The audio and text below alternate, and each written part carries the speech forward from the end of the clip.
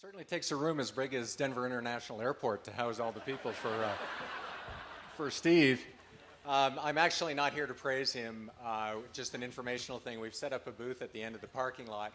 For those of you that purchased the new textbook, we're going to be signing autographs to the early proofs that are coming out. We've had these things at VCS now, the surgery meeting, and finally come home. And this is really the longest farewell tour since Michael Jordan left the NBA. Speaking of emails, has anyone ever been able to decipher a Withrow email? I don't think so. I just wanted to say that, and mirror what all the other residents have talked about and will be talking about, is that, and in my case, I've had the true privilege of having the three greatest mentors in veterinary oncology. Steve Withrow for surgical oncology, Ed Gillette for radiation oncology, and Greg McEwen for medical oncology. And I know that Ed and Greg are with us today, and they would join me in just taking what a great life, not that it's over, and that you can really tell the worth of a mentor by looking through the room and seeing the mentees that have been produced. And again, fantastic veterinarians, but better people. Wow. That is good stuff. That is good stuff. Okay, I want another hand of applause for the two lovely ladies that are translating for the hearing impaired. Fantastic. Doing a great job. Doing a great job. All right. Oh, there is another one. Hello, Kim. How are you doing?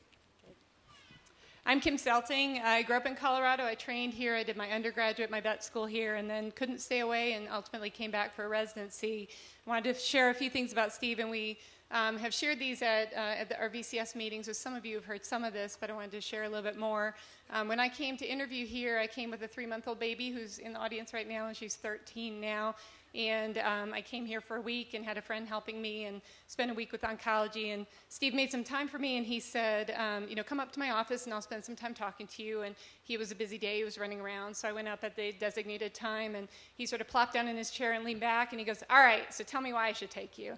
And I thought about it for a minute, and I said, well, I guess I feel like I'm a good fit here. And, and I still feel like that today. I feel like this is sort of home for me, and it's nice to meet some of the rest of Steve's family, because I know a lot of you, and now I'm meeting more.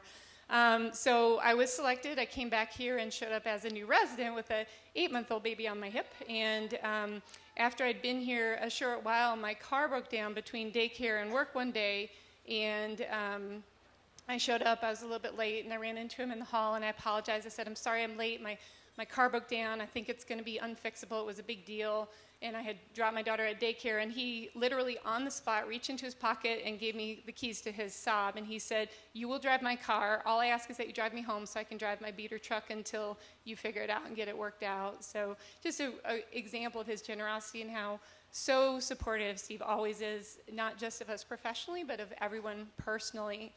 And then lastly, I wanted to share a little bit more about a story that I did share at VCS, but I didn't quite finish it. When I was a resident, I had an elderly woman come in with her small dog with a small tumor in the mouth that was very treatable with surgery, and she was very, tiny and frail, and she kind of sat in there and was kind of overwhelmed by this whole experience. And I met with her, and I went out of the room, and I found Steve, and I said, I think this is really cuttable. Can you come in and talk to her? And he sort of came in with all his passion and glory and, anger that this dog had cancer and how he was going to help her. And I just felt like she was just going to disintegrate, because she was just so, and she was all alone. She was a widow, and, and I remember it was a really important moment for me in my training, because I stood back and I didn't say anything, and I just kept looking back and forth from her to him to see how this was going, because I was worried about her, because, he was just driving the tornado and coming in, and but as soon as he entered the room, she felt that passion, and she knew he was fighting from her from the second he walked into the room. And and he was just wrapped around her finger. She was just all his. Anything you say, she would do. But the end of the story that I didn't share at VCS was that she then had shared with me that she was on a very fixed income and was very worried about cost. And in the room, she said in a very small voice, how much is this going to cost? And And Steve looked at her, and this is a direct quote, and he said, well, what's gonna make it work for you? What's gonna be okay? And she said, well, I have about $300. And he looked at her and he said, well, what a coincidence. He said, it will not cost a penny more. Nice story.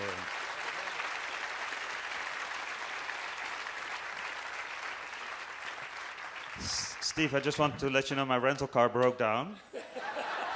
Oh. All right, next person, please. There you go. Hi, I'm Kathy Lynn, and I'm just a worker bee, really, but I really thought that you guys ought to hear a surgery story.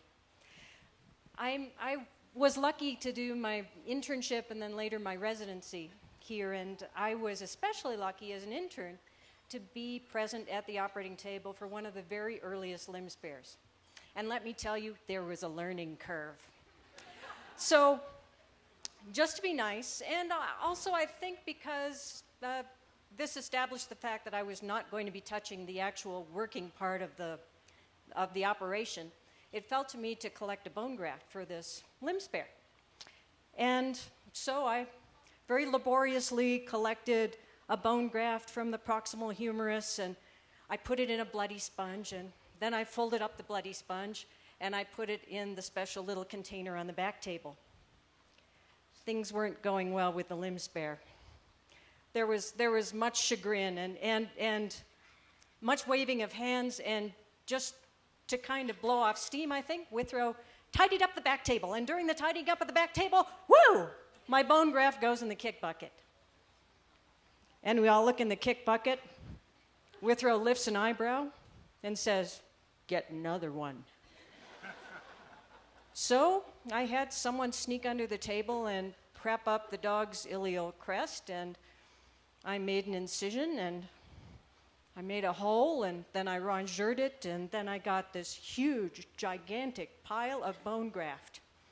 And I put it in a bloody sponge, and I folded up the bloody sponge, and I attached an Alice tissue forceps, and then I put it in the bowl on the back table, and then I covered it with a green towel. Things were still not going well with the limb spare. Withrow gets in another, I don't know, he'd had a message from the surgeon planet. And all of a sudden, there goes my bone graft flying through the air into the kick bucket. There's a 3-second pause, and Withrow lifts an eyebrow and says, "Get it out of there." The dog, of course, did great, which proves that the 5-second rule holds. Thank you.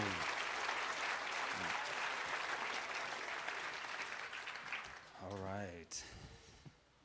Welcome. Thank you. Hi, everyone. I'm Sophie Craighead.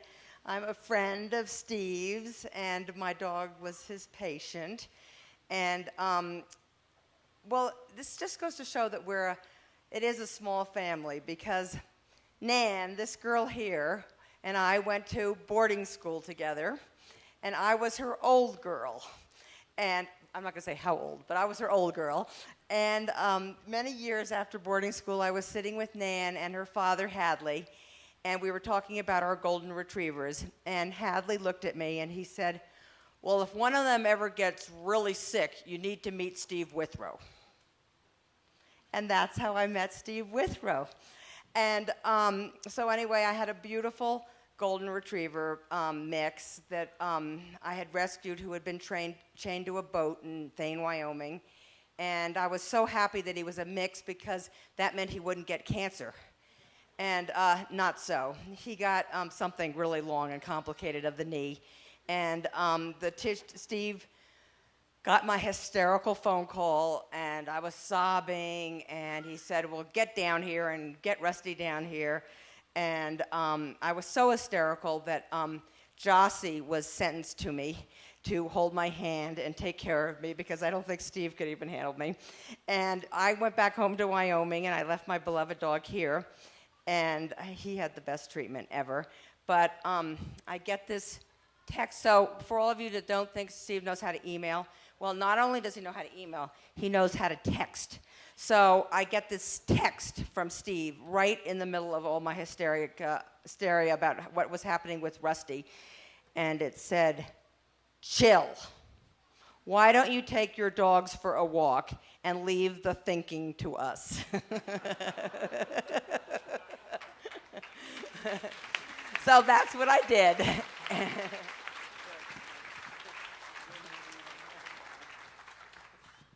All right, fantastic story. So I can write down history now, texting 2012. Wow. Very good, very good. But before we have Rob tell to us, I think we need to have the half-roast neighbor we're in the house yell. So can we have one more for the whole neighborhood? And for Steve.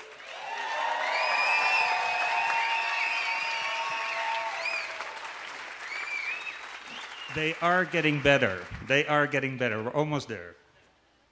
Well, we all know that Steve likes to hunt. What you probably don't know is that Bill Dehoff and I are the guys that always shoot his birds. You know, he always comes home with these birds. He never hits anything, but we always cover him. I first met Steve, Bill Lum and Don Piermotti brought Steve out to Nebraska, and Steve and I met across a screen one night.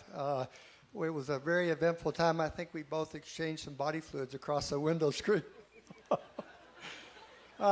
One thing we all recognize about Steve is he's a great friend. I've been known to get in dilemmas every once in a while, and I was about 70 miles from Denver, and I had buried my truck in the bottom of this lake. I mean, we were already down. We had to crawl out of the windows. Nobody knew where I was exactly except two people. One was with me, and the other one was Steve. So it's 4 o'clock in the afternoon. "Hey, what are you doing?" "Well, I'm sitting here in my office." I mean, I'm in trouble. I need some help. So he puts everything down, hires a truck to come out with a big chain, pulls this truck all the way out of the lake, and away we go. So, you know, it's been good to have a friend all these years. So thank you. The last thing, I came and spent some time with Steve, and I was a little more laid back, and we had a busy morning. I says, "Hey, can I go buy you some lunch?" And he says, "No, we don't eat. Bring a sandwich." And with that, we went on to the next case, which was one of the very first limb salvages I think you ever did, and I was privileged to cut the sutures on that case. So thank you very much.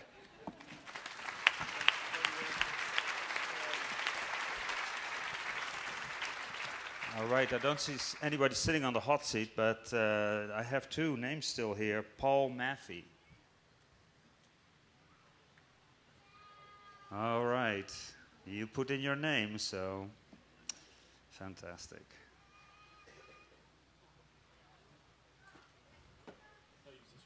Okay, great. Well, everybody has been saying some awfully nice things about Steve. And I wouldn't want to change that too much. What was that? But one of the things that yes, I did. One of the things I've always admired about Dr. Withrow from the very first time we met is his ability to really cut to the chase and to understand any serious problem right up front. I remember a discussion that we had when we were looking at the architect's drawings for the Animal Cancer Center. And we were looking at them, and it was a pretty heavy discussion. The architects were very concerned about this. And Dr. Withrow immediately came right to the heart of the matter. And it was something that nobody else could do except him. And the discussion was about the number of stalls that were necessary in the ladies' bathrooms in the new building. The ladies in the group were generally lobbying for more, of course, as they always are. And Dr. Withrow's comment was, "What do we need that many for? Let's spend the money on something important." So ladies and gentlemen, I'd like you to raise your glasses with me in honor of Dr. Withrow, and remember with fondness the next time you're standing in line at the facilities. Excellent. Thank you very much.